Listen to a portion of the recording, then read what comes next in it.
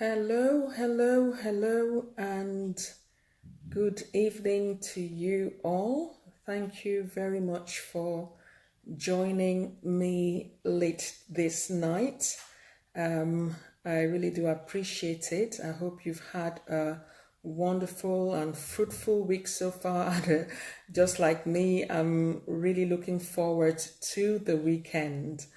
My name is Pauline Limen. I'm the founder of Star Richards Community Initiative. Star Richards Communities Initiative is a charity with a mission to raise aspirations and break the cycle of Black people underachievement in education. And we believe that every child has got potential to do well in school. Every child has got ability that they just need to be supported. And parents, I believe, need to strategically and effectively support their children to have this potential manifested. So I'm always excited to talk about, the educational attainment of our children. Right, so today we're going to be talking about how to choose a school for your child. It's that time of the year when within, different councils, parents are expected to be able to fill forms and hand in by the 31st of October, choosing a school for your child. And parents have been asking me questions, around choosing a school for your child. Obviously, it is such an important thing to be able to ensure that your child goes to a good school. Choosing a school for your child is really, really vital because the school not only contributes to the educational development or advancement of your child, but it also contributes to the social and emotional development of your child, especially given that, children spend at least 7 hours a day in school and, over 5 days, that's between, 35 and 40 hours a week in school. So school plays a very, very important role, in a child's holistic development. And obviously, we can't overemphasize the fact that choosing the right primary school for your child just lays the right foundation, for your child's education. And choosing the right secondary school for your child is vital in actually formulating a child's career pathway. We see lots of children go through secondary school, and because they're in the wrong school, surrounded by the wrong influences and all those other factors that affect the child's achievement or attainment. We've seen children who have the ability to do really well, not actually maximize their potential, maximize their potential. And that is why I thought I'd come here and just, share some tips with us on how we can choose schools for our children. So let's talk about the type of schools. A lot of parents, that I speak to don't actually understand the types of schools that are available for them. So we've got the state schools, which are the schools within our neighborhoods. They are non-fee paying. You could choose one of the schools within that area to send your child to. I just want to say thank you to everyone who's joining. If you just want to say hi, I can't quite see who is on. So if you just want to maybe say hello, that would be good. So I know who is on the program. So I was saying that parents have been asking. Some parents don't know what is available for their children. And so I think it's a good thing for us to know the types of schools that are available. We are based in the UK. And so I'm going to be focusing on the educational system within the UK. Hi, Claudille, thanks for joining from Canada. Okay, it's really nice to have you on the show tonight. So we've got the state schools, we've got the private schools, which are fee-paying schools. Now for primary schools, they're called prep schools. And in some cases, you have schools, an independent or private schools that goes from primary, secondary, and college. So they would call those the prep schools, the secondary schools, and the college. Hi, Jane. Thanks for joining us today. You're very, very welcome. I hope you find this very informative. And thank you to everyone else who is joining on. I can see many people joining, but I don't quite know who is joining. And then For amongst the state schools, we also have for secondary state selective schools, and we call those grammar schools. These schools are selective, which means that a child needs to be able to pass an entrance exam. The entrance exams are called 11 plus exams, and children are currently doing, year 6 children are currently doing those exams now in the month of September. Okay, so if you are a parent of a child in year 5, this is the time for you to start to prepare your child for these exams. If you don't know how to prepare your child for this exam, it would be worth it getting either an exam preparation center or getting a tutor to prepare your child. But I assure you, when children are prepared adequately throughout all of year 5, it's really easy for them to do really well in year 6. Don't be phased out by the fact that you don't live in the catchment area. Most of these grammar schools have a small percentage, 20% of places they allocate. Again, is different depending on the school.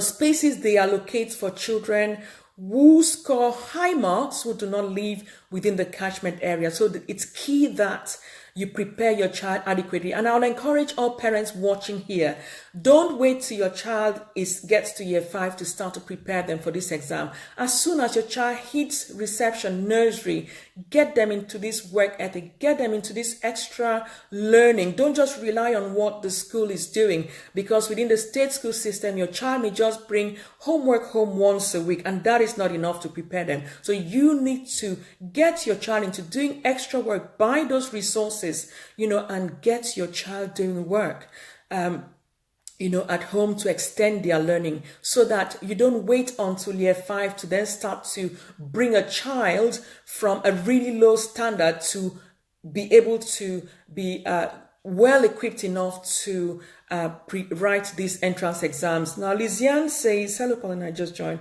What about for primary school? Okay, what do you mean, Liziane? Do you mean what are the types of primary schools?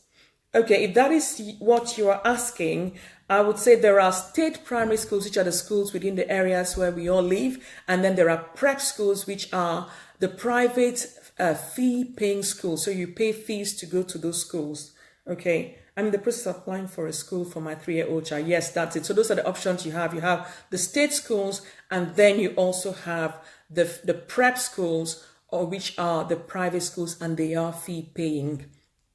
So if you want to find out more about the types of prep schools, if you are interested in that, then you will have to look online. I don't live in the most affluent area. I don't understand that. So you have to look online for the prep schools if you want to pay fees. And I do encourage parents, if you know you live in a deprived area and you can move, please do not hesitate to move. That is an important decision you need to make for your child's future. So we've got I was saying before that parents need to start to prepare children for these exams from the word go. Don't wait till they get to year 5, because it's going to be really, really hard, to get your child through from, a really low standard to a standard where they will be ready to confront or, to take this exam and to do well in it within a space of 1 month. It's going to be a bit like a boot camp. So the decisions you also have to make regarding your child's school is, do you want your child to be in a single sex school? Do you want them to be in a co-ed school? Do you want them to be in a boarding school? So we have all these opportunities. Yewande says, what is your advice on either sending children to state schools or prep schools? Which is better? Okay, it depends, Yewande. It depends on the neighborhood in which you live. If you live in an affluent neighborhood, I would say there are some very good state schools within good neighborhoods, because the quality of education your child receives depends also on the neighborhood, on the intake, who goes into the school. Do they have supportive parents? How are they parented? So these are all the factors, so if you live within a good area, you would have some really good state schools in those areas. Now, if you don't live in a good area, if you live in a deprived area, then you will need to either supplement your child's education, or if you can afford to pay school fees, then it would be a good idea to send your child to a prep school. So you have to consider all of these. So those are the options in terms of schools. I don't know if there are any other questions or contributions parents want to make, and then we're going to be sharing some tips on things to consider when choosing a school for your child. Okay, so some things to consider. Okay, thanks, Lysiane. I'm happy I answered your question. Thank you for that. So the first thing you want to consider, you want to find out information about the school. You don't just want to, like a lot of parents, just go ahead and look at, collect the council form and just go online and look at schools around and just choose. So it might not be a very good thing to do, to just choose in that way. Even if you live in an area where schools are not high achieving, some are better than others. So some of the things you want to consider. Hello, Vero. Thanks for joining in. Okay, some of the things to consider are, you need to look at, we're talking about the United Kingdom here.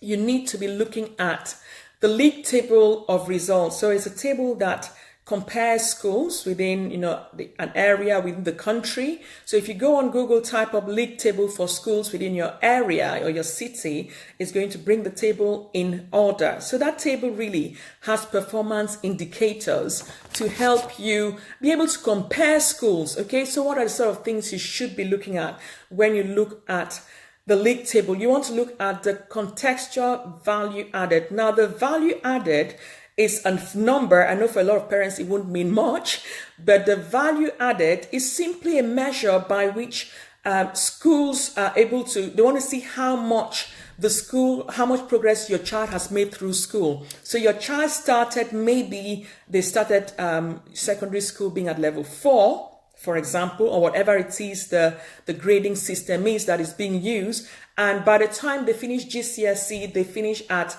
they get an A grade or an A star grade and that kind of thing. So the contextual value added reveals how much progress your child has made. So a lot of those figures are comparing, progress. It could be either progress aids and that kind of thing. There are also figures there to show the progress made by children with learning, with special educational needs. So you want to be looking at that as well. How well are these schools supporting children with different learning needs? So those figures there are a guide for you to see how well the school helps children make progress, academic progress. So that is about league tables. The second thing you want to be looking at is the Ofsted report. Now, the Ofsted report, Ofsted really is the Office for Standards in Education, and they carry out inspections in schools, and they're looking at 4 key areas. They're looking at the quality of teaching, they're looking at the achievement of pupils, they're looking at leadership and management, and they're looking at the behavior of pupils. So I will tell you that, Ofsted report does not always give you a clear picture, because when Ofsted goes in, schools want to show the best. Okay, so they want Ofsted to see the best. But it's a good idea for you to go have a look at what Ofsted feels about these schools. Now, if Ofsted feels a school is satisfactory, okay, or needs improvement, then it means the school was really, really poor at playing the game. Ofsted report. Okay, so some of them might not have been updated. Now, if an Ofsted report for a school is good or outstanding, then they will be inspected between 2 and 5 years interval. But schools that are satisfactory or needing improvement will have regular inspections, and I believe those would be updated. So if it is an old report, then it is a school that would either have been good or outstanding in the last inspection. So those sort of schools have a longer, duration before they get re-inspected. So just bear that in mind, Lysiane. Okay, but if the school is satisfactory, then it would have regular inspections just to ensure that the school is making progress. Okay. So that is the Ofsted report. Again, as I said, let's not rely too much on the Ofsted report, but it is an indication, of how well the school is able to play their game when the Ofsted report people come in, Ofsted inspectors, sorry, come in to look at the school. Now, the next thing you want to be doing is to attend open evenings. So this period of the, of the first term, during this time, there are lots of open evenings going on. It's important. I know we Africans, we are very busy. We don't enjoy going into school. Some people see it as a waste of time. But I tell you, you need to ensure that you plan to visit all the schools in the area you want to be choosing a school for your child in. So go to these open evenings. Listen to the head teacher's speech. Obviously, they'll be marketing and selling their school. So they're going to be saying lots of nice things. But it's important that you go around, walk around the school, see what is happening. You want to get into the classrooms. You want to see the children in action. You want to talk to the children, ask them questions about, their feelings about the school. What do they like most about the school?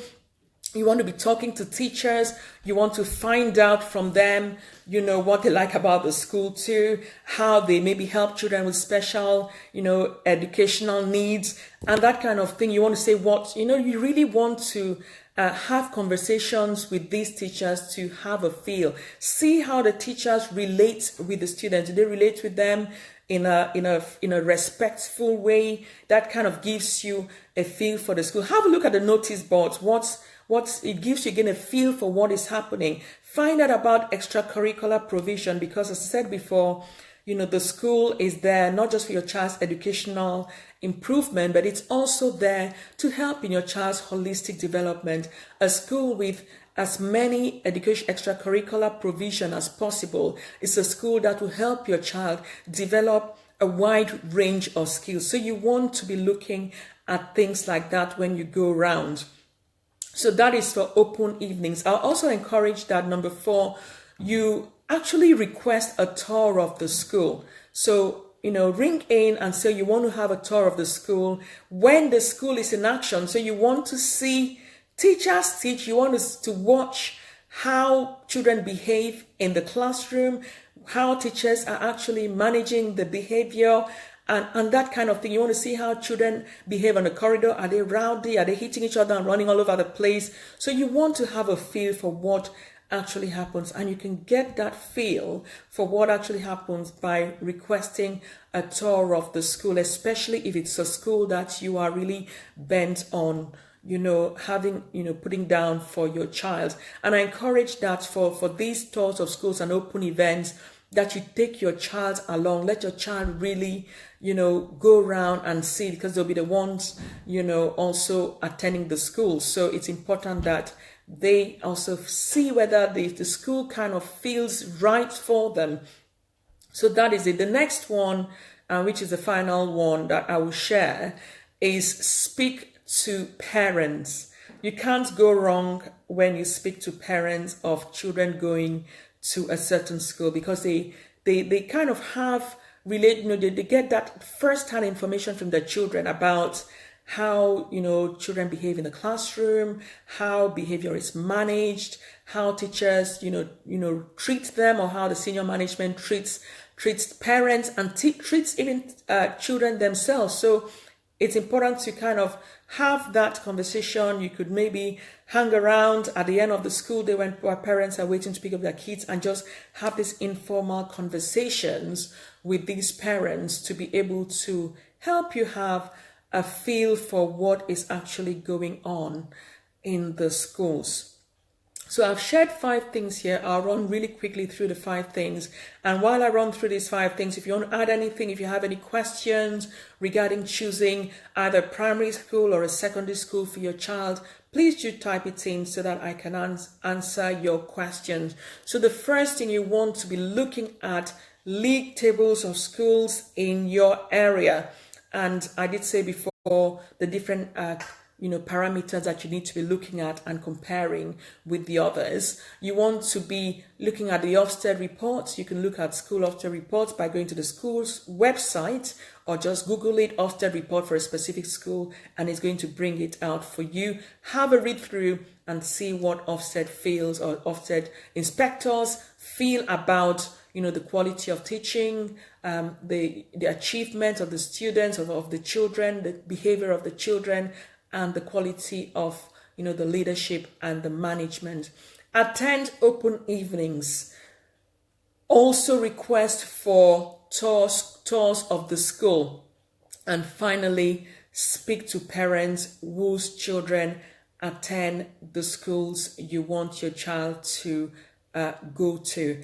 Most especially, I want to encourage all parents, even if you're not in the position of choosing a school for your child this year, I want to encourage parents to make the right decision for their children. If you know you live in a deprived area with really low attending schools, I would encourage you to think about making the very important decision of moving neighborhood or preparing your child for entrance exams into grammar schools which are non-fee paying, and also preparing your child for entrance exams into independent or private schools.